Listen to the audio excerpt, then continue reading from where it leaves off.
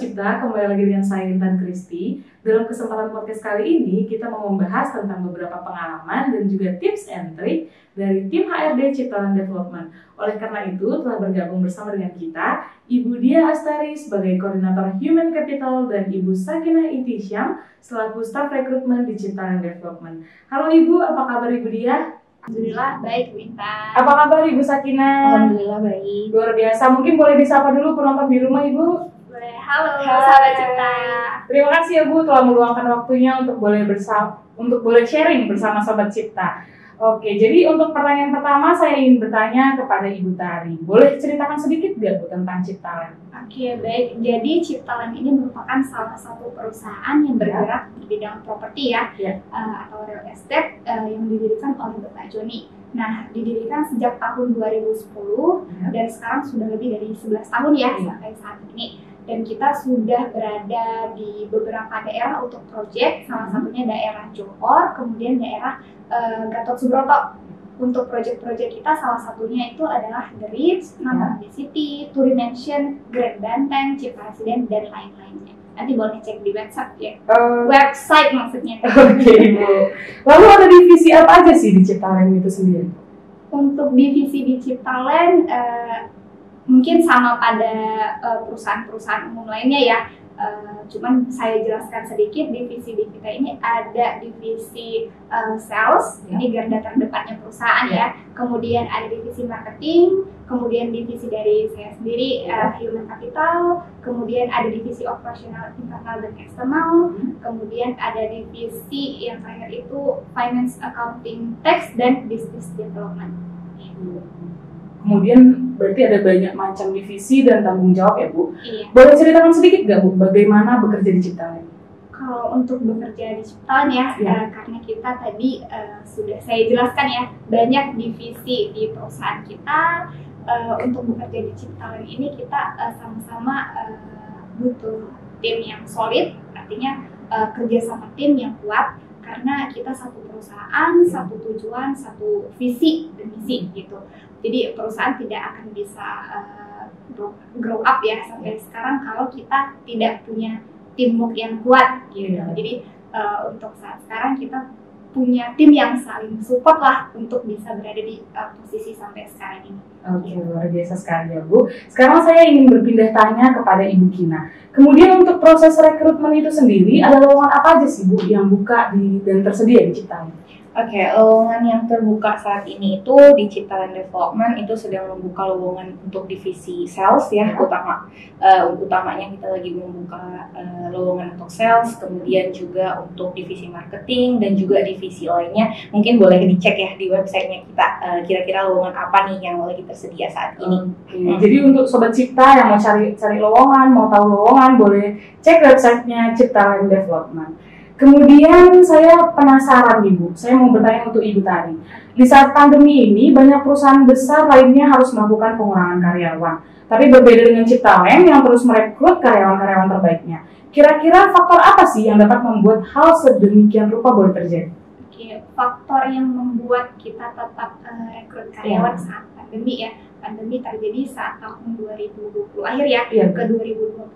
Jadi faktor utamanya itu adalah solidaritas dari tim kita sendiri yang peduli untuk pengembangan tim, karena di saat pandemi inilah kita punya kesempatan untuk membentuk super tim agar kita jadi jauh lebih baik lagi gitu. Jadi dengan adanya tim yang solid, tim yang bagus, maka pertumbuhan finansial perusahaan juga akan lebih bagus gitu. Ini pertanyaan untuk Ibu Kina. Lalu bagaimana cara melamar di Cipta Land dan apa saja yang menjadi syaratnya? Oke, pertama untuk cara melamar di Cipta Land ya. Untuk cara melamar di Cipta Land, pertama para pelamar atau kandidat itu silakan untuk mengirimkan CV-nya ke email kita ataupun ke kantor kita langsung gitu ya. Kemudian nanti kita akan seleksi berkas terlebih dahulu. Oke, berkas yang perlu dikirimkan itu seperti CV, kemudian berkas yang valid lainnya seperti KTP, KK dan lainnya boleh silakan diantarkan ke kantor ataupun kirimkan ke email. Setelah itu kita akan seleksi dulu berkasnya. Setelah seleksi berkas kita akan mengundang kandidat untuk hadir ke psikotes. Jadi kita akan undang psikotes terlebih dahulu gitu. Kita akan psikotes kandidat-kandidat kita. Setelah psikotes nanti kita akan review kira-kira lulus nggak nih kandidatnya untuk ke tahap selanjutnya, yaitu tahap interview gitu ya. Kemudian setelah dia lulus di tahap psikotes, dia kan akan interview. Nah, kita akan interview, mungkin nanti ada beberapa tahap interview dengan HRD, kemudian interview dengan user dan juga manajer gitu ya mungkin. Mungkin itu sih untuk prosesnya. Kemudian cara melamar syaratnya. Oke, untuk syaratnya bagi pelamar, kalau saya boleh saran gitu, pelamar itu silahkan untuk melamar di yang sesuai dengan kualifikasi kita gitu. Misalkan kita lagi open recruitment yang butuh kualifikasinya mengerti KPR. Jadi kalau bisa diusahakan pelamarnya itu harus sesuai dengan kualifikasi yang kita butuhkan gitu sih syaratnya. Oke, baik Bu. Kemudian saya ingin bertanya untuk Ibu Tari. Boleh nggak Bu kita tahu kenapa kita harus bergabung dengan Ciptalent? Apakah ada jenjang karir di Ciptalent atau adakah reward buat karyawan terbaik misalnya? Oke, kenapa harus bergabung di Ciptalent ya?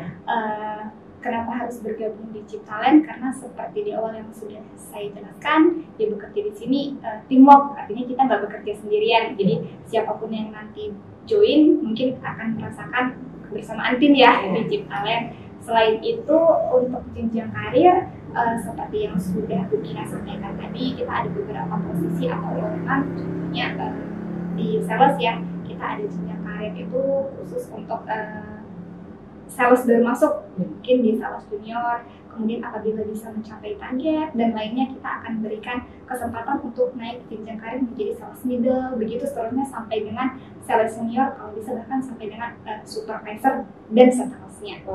Luar biasa sekali Bu. Kita sudah sampai di pertanyaan yang terakhir. Ini pertanyaan untuk Ibu berdua. Boleh nggak Bu bagikan beberapa tips bagaimana cara agar bisa diterima di Ciptalent dan kriteria orang seperti apa yang pastinya bisa join di Ciptalent? Mungkin dimulai dari Ibu Tari dulu. Oke. Jadi bagaimana caranya agar bisa diterima bekerja di Ciptalent ya?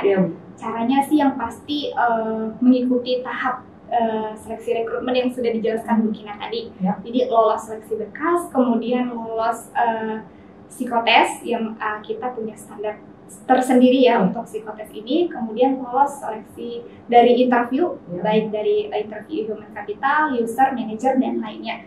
Kalau sudah lolos di proses rekrutmen, maka akan bisa kita terima ya. Nah, untuk kriteria orang yang kita terima itu setelah lolos dari beberapa sesi rekrutmen, kriteria orang yang kita terima itu salah satunya adalah yang punya mungkin pengalaman yang sesuai dengan kualifikasi yang kita butuhkan. Jadi itu yang pertama, punya pengalaman yang sesuai. Bukan berarti fresh graduate tidak bisa. Kita juga tetap open ya untuk fresh graduate, karena kita juga sebenarnya ada program magang untuk di Ciptalent gitu. Jadi selain harus punya pengalaman, punya persyaratan atau kualifikasi sesuai dengan yang kita butuhkan, kemudian harus punya skill ya, dan yang paling penting itu adalah attitude gitu. Jadi walaupun ternyata si calon kandidat ini skillnya oke nih, tapi attitude-nya kurang gitu, kan itu akan berdampak juga ke perusahaan gitu. Jadi yang paling penting itu adalah attitude gitu. Kalau bisa sih harus ada skill, harus ada attitude gitu. Berbarengan ya Bu? Iya, berbarengan. Oke, mungkin ada tambahan dari Bu Sakina? Kalau dari saya tadi yang dibilang oleh Bu Tari udah lengkap ya. Kalau dari saya nih tipsnya lebih ke tips CV berkas gitu ya. Kalau CV untuk pelamar mungkin wajib banget untuk mencantumkan pengalaman yang sesuai dengan kualifikasinya perusahaan. Misalnya perusahaan menawarkan lowongan kerja ini, membutuhkan kualifikasi ini. Kalau bisa pengalamannya itu harus sesuai dengan kualifikasi yang ditentukan gitu.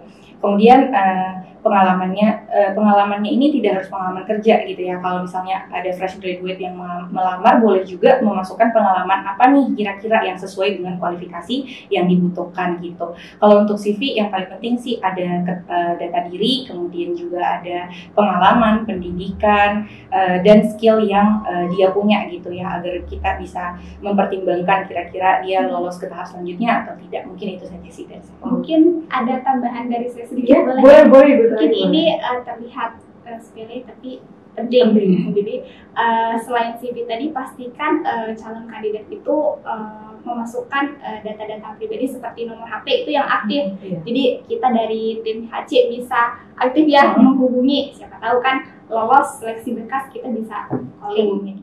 Oke, terima kasih untuk beberapa tipsnya ya Bu. Dan dari keseluruhan podcast ini, saya merasa lingkungan kerja yang diciptakan oleh Ciptalent benar-benar sangat fun dan membangun karyawan ya Bu. Oke Ibu, terima kasih untuk waktunya sudah mau sharing bersama saya dan penonton di rumah. Sekian podcast kita hari ini, nantikan podcast dari Ciptalent Development selanjutnya. See you!